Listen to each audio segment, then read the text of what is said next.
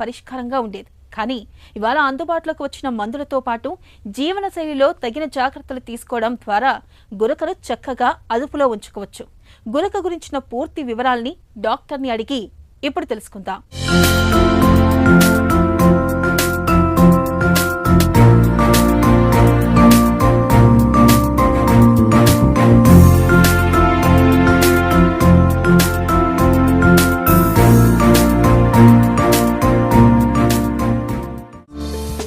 గురక ఎందుకు వస్తుంది?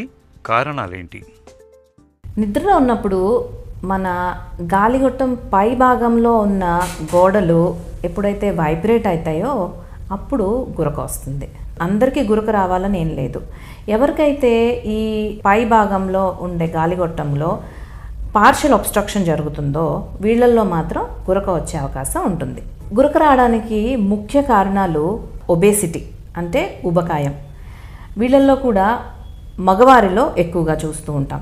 ఎప్పుడైతే వయసు పైబడుతూ ఉంటుందో వాళ్ళల్లో ఈ గాలిగొట్టం పైభాగంలో ఉండే గోడలు ఎక్కువ కొలాప్స్ అవటం మొదలవుతాయి. దీనివల్ల కూడా గురక ఎక్కువగా చూస్తూ ఉంటాం. స్లీప్ పొజిషన్ని బట్టి కూడా గురక వేరీ అవుతుంది. ఫ్లాట్గా పడుకున్న వాళ్ళల్లో గురక ఎక్కువగా వస్తూ ఉంటుంది.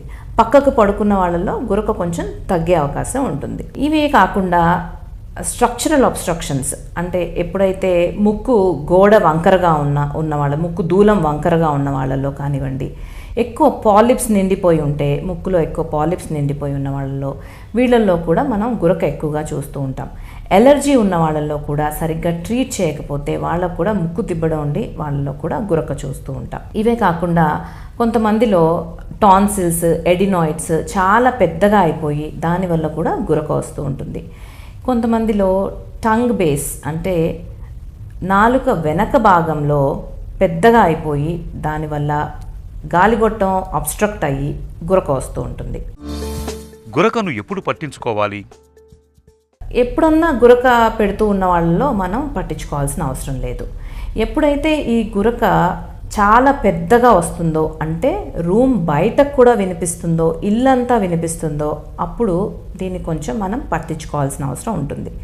అలానే ఈ సౌండ్ పెరగడంతో పాటుగా రాత్రిపూట యాప్నిక్ స్పెల్స్ అంటాం. అంటే బ్రీతింగ్ ఆగిపోతుందన్నమాట ఫర్ మోర్ దాన్ 10 seconds. ఎప్పుడైతే ఈ బ్రీతింగ్ మోర్ దాన్ 10 seconds ఆగిపోయి మళ్ళీ మొదలవుతూ ఉంటుందో దీన్ని యాప్నిక్ స్పెల్స్ అని అంటాం.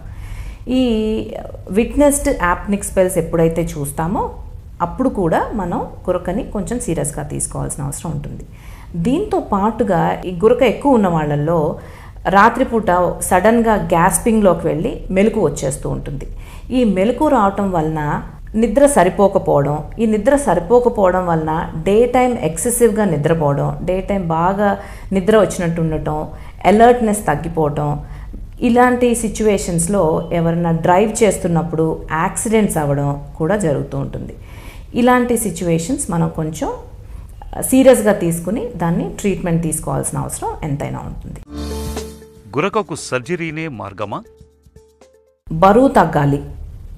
బరువు తగ్గిన తర్వాత ఈ స్లీప్ పొజిషన్ ఒకటి స్ట్రైట్గా కాకుండా సైడ్కి పడుకున్నట్లయితే కొంతవరకు గురక తగ్గుతూ ఉంటుంది. కొన్ని అలర్జీ ఉన్న వాళ్ళల్లో అలర్జిక్ మెడిసిన్స్ వాడటం, దానివల్ల కూడా కొంతవరకు మనం గురకని అవాయిడ్ చేయగలుగుతాం. అయితే ఇవన్నిటితోటి ఎప్పుడైతే రిలీఫ్ రాదో, గురక అలానే కంటిన్యూ అవుతుందో అప్పుడు దీనికి సర్జరీ చేయాల్సిన అవసరం ఉంటుంది. ఈ సర్జరీస్ అనేవి ఒక్కొక్కళ్ళకి ఒక్కొక్కలాగా టైలర్ మేడ్ సర్జరీస్. అంటే ఒకళ్ళకి ముక్కులో దూలం వంకర ఉండొచ్చు, దానివల్ల గురక వస్తూ ఉండొచ్చు. సో దాన్ని కరెక్షన్ చేయాల్సి ఉంటుంది. దీంతో పాటు కొంతమందికి గొంతులో ఉండే కొండనాలిక జారిపోయి ఉంటుంది.